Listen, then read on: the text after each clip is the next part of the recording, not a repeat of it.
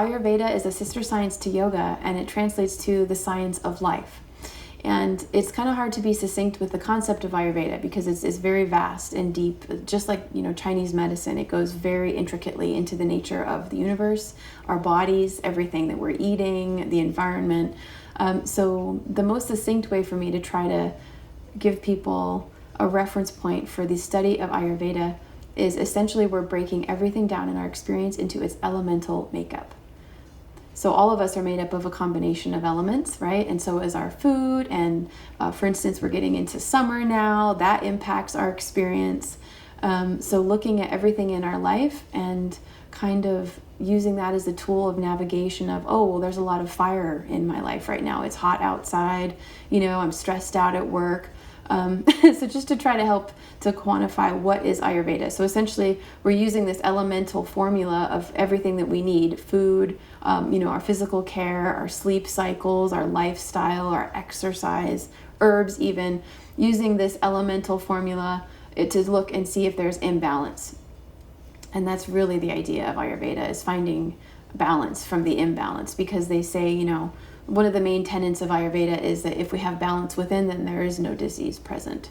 And disease could be anything from a physical manifestation of a serious ailment, a physical ailment, to just stress in the mind, and how that impacts us.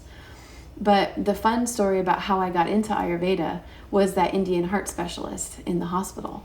When I met that man, and he stood at the foot of my bed, it activated, maybe if you want to say, a past life memory of being a medicine person in India. So that was my activation of remembering being a yogi, maybe an ascetic, perhaps an Ayurvedic doctor in another time in India.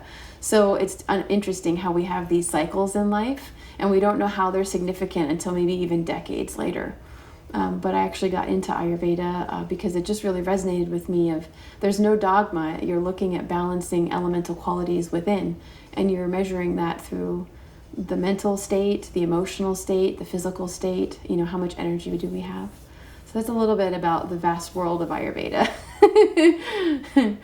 Yeah. Well, how is Ayurveda used to balance a person who's out of balance? So it's essentially, imagine if you are lacking a quality, then you know how to find that quality around you, whether it's through your food or maybe a mindfulness practice, or an environment, even colors. They also use color therapy, even different stones sometimes. They call it gem therapy. So ideally, the person would discover what is imbalanced within, and there are different ways of looking at that, whether you have a physiological symptom, like let's say someone has, we'll go with the fire theme because it's getting warm. It's a hot summer day today. So, let's say a person is prone to a gastric upset. They have heartburn, maybe they have stomach ulcers. So you start to think about, well, gosh, acid, right? What is that? In a way, that's a fire. It's breaking down our food. So someone may have excess stomach acid, which is causing a stomach ulcer. So then you look at the person's diet and you find out they love spicy food and they love fried food.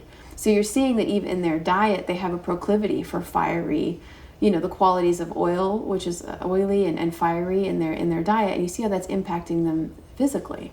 Then you look at the environment, and it's a hot summer day, and that can really make anyone, even the most calm person, could become agitated when it's really a gnarly hot day.